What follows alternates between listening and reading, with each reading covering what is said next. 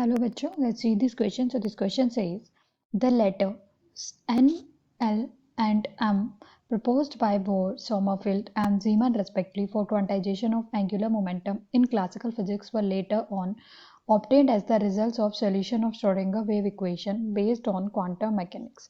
The term NLM were named as principal quantum number, azimuthal quantum number, and magnetic quantum number respectively. The fourth quantum number, that is spin quantum number S, was given by Uhlenbeck on the basis of two spins of electron. The first two quantum numbers also decides the nodes of an orbital. यहाँ पे आपको given है delta ux is uncertainty in velocity of electron and delta xy is uncertainty in position. Then option A है delta ux into delta xy is equal to h upon 4 pi. B है delta ux delta xy is equal to h upon 4 pi m. Option C है U delta you X delta x Y is greater than equals to H upon 4 pi M, none of these. So इस question में जो की concept है वो है Heisenberg's uncertainty principle. की concept क्या है? Heisenberg uncertainty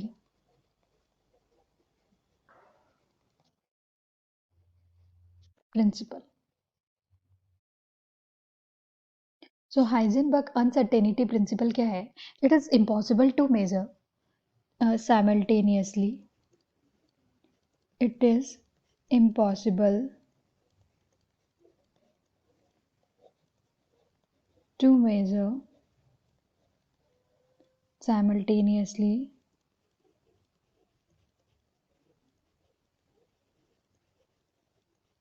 the position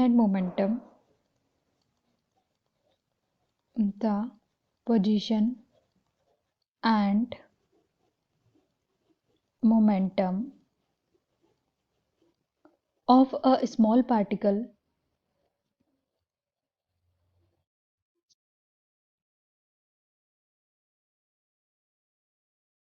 with absolute accuracy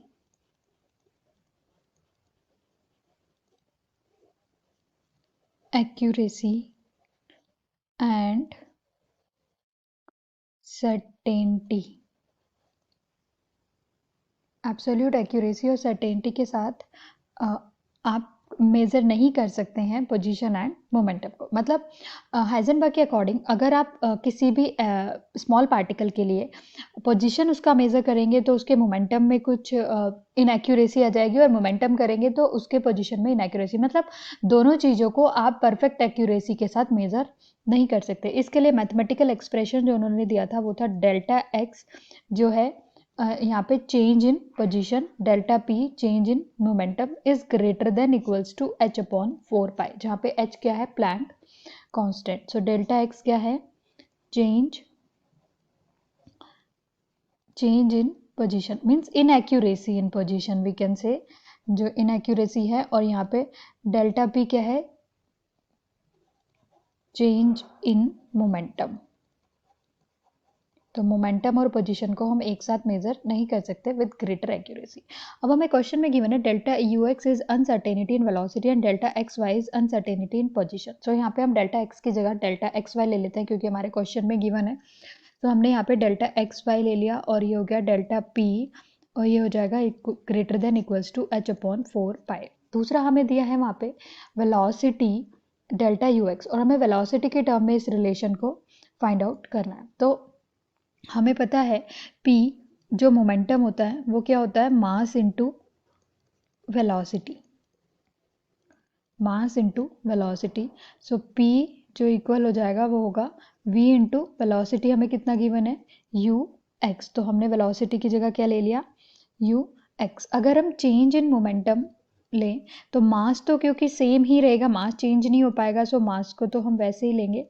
इसको हम चेंज कर लेते हैं. हम इसे यहाँ पे इक्वेशन 1 ले लेते हैं. On putting this value in equation 1, on putting this value in equation 1, so ये क्या हो जाएगा? Delta x Y into M into delta V X is greater than equals to H upon 4 pi. So ये m को हम यहाँ पे इधर नीचे भी ले जा सकते हैं, डेल्टा एक्स वाई हो जाएगा delta V X is greater than equals to h upon 4πm। ये रिलेशन आया हमारा वेलोसिटी और पोजीशन के बीच में। तो यहाँ पे चेक कर लेते हैं, ऐसा कोई रिलेशन है, यहाँ पे इक्वल्स टू h अपॉन 4π है, यहाँ पे इक्वल्स है, यह greater than equals to h upon 4πm। So हमारा फाइनल आंसर है option C, delta you x into delta x Y is greater than equals to h upon 4πm। Hope you understood it well. Best of luck.